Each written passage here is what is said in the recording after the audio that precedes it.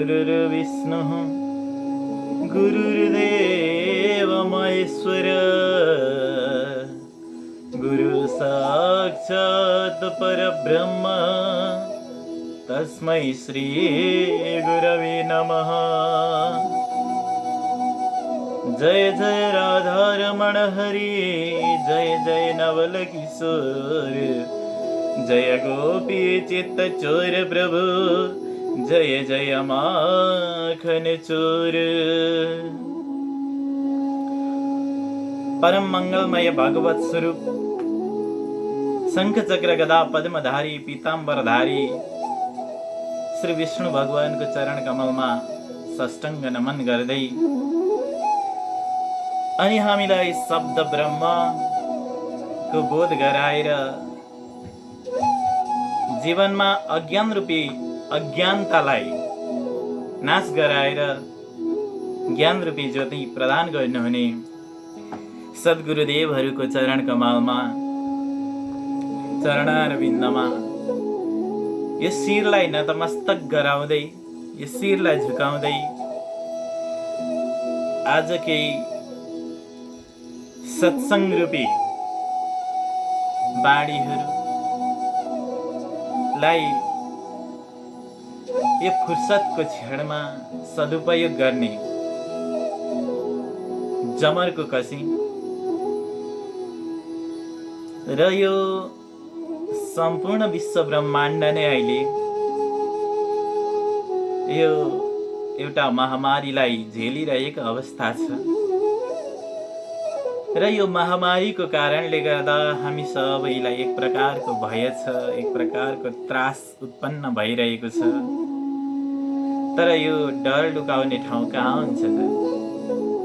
डर लुकाउने ठाउँ कहीँ हुँदैन। त्यसैले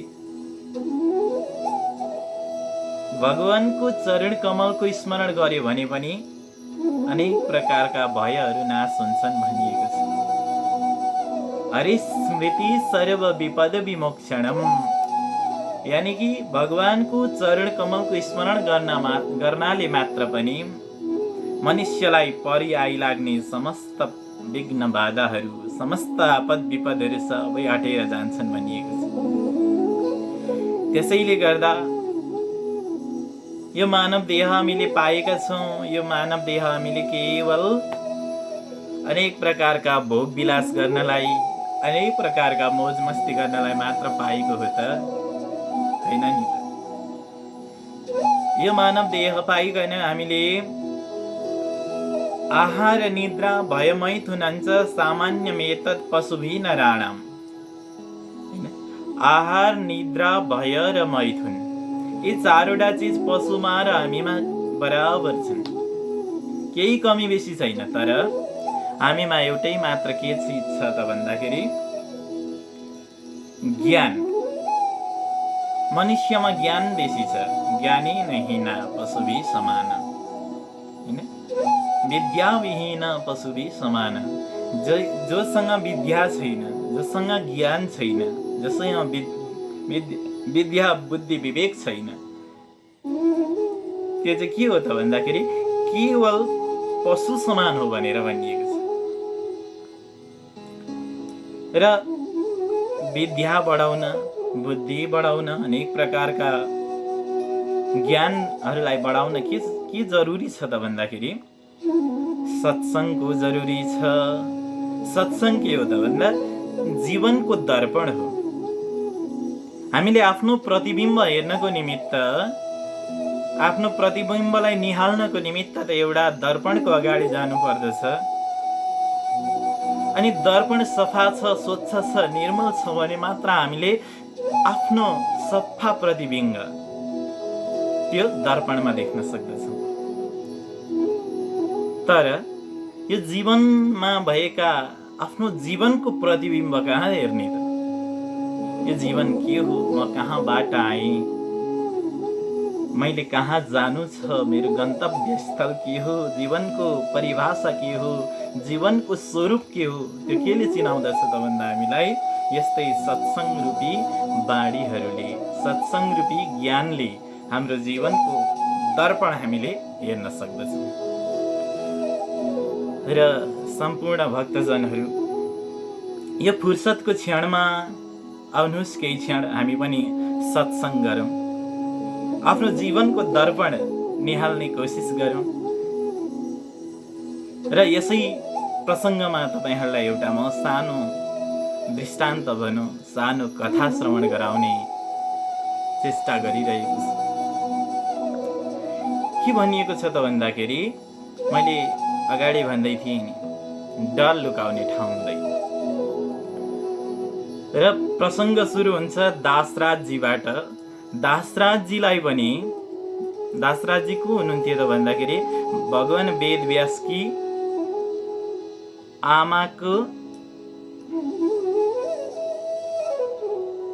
पिताजी दासराज, वेदव्यासजीको हजुरबाबा हुनुहुन्थ्यो, जसलाई चाहिँ मृत्युसँग धेरै डर लाग्दछ। अब मृत्युसँग डर त लाग्छ, के गर्ने त? कोही छरछिमेकहरूमा यस्तो घटना घट्छ, दुर्घटना, कसैको मृत्यु हुन्छ, घरको समीपबाट शव निकालिन्छ, लासलाई लगिन्छ शव यात्राको निमित्त। दासराजजी के गर्नुहुन्थ्यो त भन्दा आफ्नो घरको दरवाजा जो छ बन्द गरेर भित्र बस्नुहुन्थ्यो। अब यसरी कतिन्जेल बस्ने धेरै चिन्ता भयो। संयोगवश नारदजी आइपुग्नु भयो। नारायण नारायणको ध्वनि गुन्जयमान गर्दै गर्दै जब नारदजी आउनुभयो, नारदजीलाई देख्न साथ दासराजजीले के गर्नुभयो त भन्दाखेरि उचित आसनमा राख्नुभयो, स्वागत सत्कार गर्नुभयो। त्यस पछाडि आफ्नो चिन्ताको विषय जो छ सुनाउनुभयो। नारदजीले हाँस्दै हाँस्दै भन्नुभयो, अरे दासराजजी, तपाईँ किन चिन्ता लिनुभएको? तपाईँका जो देवता छन् नि, तपाईँका जो नाति छन्, उनी त वेदव्यास हुन्। वेदव्यास को हुन् त भने भगवानका साक्षात अवतार हुनुहुन्छ। तपाईँ चिन्ता नलिनुहोस्। यसरी वेदव्यासजीको परिचय अथवा वेदव्यासजीको समक्ष जाने, अनि वेदव्यासजीको समक्ष गइसकेपछि आफ्नो चिन्ता हल हुने उपाय पाइसकेपछि दासराजजी सिधा वेदव्यासजीको समीपमा जानुभयो। त्यस पछाडि वेदव्यासजीलाई आफ्नो जो चिन्ता छ, आफ्नो आग्रह पूर्वाग्रह सबै सुनाउनु भयो। त्यस पछाडि वेदव्यासजीले भन्नुभयो, तपाईँ चिन्ता नलिनु, किनभने मृत्यु त मेरो बसमा छैन, तर पनि जसको बसमा मृत्यु छ म उसैको समीपमा तपाईँलाई लिएर जानेछु। कहाँ भन्दा यमालय लिएर जानेछु। अब यमालय लिएर जाने तर्खर त गर्नुभयो, तर कुनै दिन फुर्सदको क्षणमा जाने भन्दा दासराजजीले अत्तालिँदै भन्नुभयो, अरे मलाई कुनै बेला होइन, अहिले नै यतिखेरै लिएर जानु, किनभने मृत्यु कुनै बेला, कति क्षण, कुनै बेला, जति नै बेला पनि मृत्यु हुन सक्छ। त्यसैले गर्दा मलाई अहिले नै लिएर जानुहोस्। अब वेदव्यासजीले दासराजजीलाई लिएर जानुभयो यमालय। यमालय गइसकेपछि यमराजसँग भेट हुन्छ। यमराजजीले पनि उचित स्वागत गर्नुभयो, उच्च आसनमा राख्नुभयो। दुवैजनालाई सोध्नुहुन्छ, आज के कामले तपाईँहरू मेरो यो यमालयसम्म आउनुभयो त भन्दा दासराजजीको चिन्ताको कारण सबै वेदव्यासजीले बताइदिनु भयो। अनि वेदव्यासजीले भन्नुभयो, ए यमराजजी, म एउटा तपाईँलाई बिन्ती गर्दछु, प्रार्थना गर्दछु। मेरो जो हजुरबाबा हुनुहुन्छ मृत्युदेखि साह्रै डराउनुहुन्छ, र तपाईँको जो मृत्युको लिस्ट छ नि, जो नामावली छ, त्यो मृत्युको नामावलीबाट चाहिँ मेरो हजुरबाबाको नाम दासराज जो नाम छ त्यहाँबाट हटाइदिनुहोस्। अरे भगवान, तपाईँको आज्ञा म सिरोपर गर्ने थिएँ, तर के गर्नु, अलिकति ढिलो आउनुभयो। मैले जो नाम, मृत्युको नाम लिस्ट छ नि, नामावली छ, मबाट अगाडि जो काल, जसले चाहिँ मृत्युलाई ल्याएर हाम्रो शरीरमा हाल्ने काम गर्दछ, उहाँको मृत्युदेवको स्थानमा मैले पठाइसकेँ। अब के गर्ने त? यमराजले विचार गर्नुभयो, हिँड्नुहोस्, म पनि जान्छु तपाईँहरूको साथमा। दासराजजी, यमराजजी अनि वेदव्यासजी तिनैजना जानुभयो मृत्युदेव जहाँ कालको घरमा। गएर भाव बिन्ती बिसाउनुहुन्छ यमराज सहित सबैजनाले। यमराजले भाव बिन्ती बिसाइसके पश्चात कालले पनि भन्दछन्, मृत्युदेवले पनि भन्दछन् के भनेदेखि तपाईहरू अलिकति ढिलो गर्नुभयो। जसले शरीरबाट प्राण खिच्ने काम गर्दछ अन्तक, उहाँको स्थानमा मैले यो नामावली पठाइसकेको छु र तपाईहरू चाँडो गरेर उहाँ जानुहोस् भन्दाखेरि मृत्युदेव, यमराज अनि वेदव्यास अनि दासराजजी चारैजना मिलेर अन्तकको स्थानमा जानुभयो। त्यहाँ जो अन्तकको द्वारमा मात्र पुग्नु भएको थियो, दासराजजी मूर्छा पडेर लड्नुभयो, जसको मुखबाट रगत खुनहरू प्रभावित हुन थाले। यानि कि मृत्युलाई वरण गर्नुभयो, निधन भयो उहाँको। आश्चर्यले चकित हुनुभयो तिनैजना र अन्तकले भन्न लागे, तपाईहरू किन यसरी यहाँ आउनुभएको थियो भन्दाखेरि यी दासराजजी हुन्।